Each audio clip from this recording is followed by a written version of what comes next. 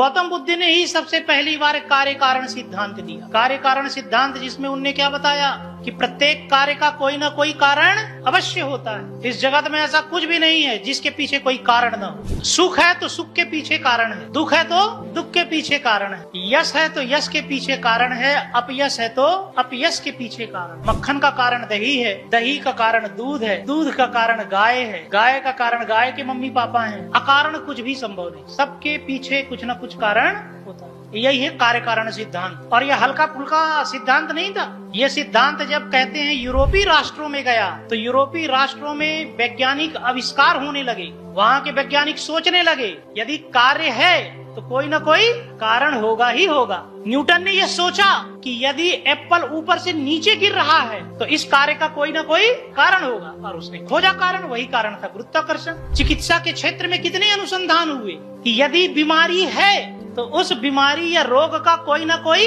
कारण होगा, उसको खोज लो, और यदि कारण है तो उसका निवारण होगा, और यदि निवारण है तो उसका मार्ग होगा। तो बौद्ध भिक्षु जो होते थे वो थेर कहलाते थे। क्या कहते थे उनको?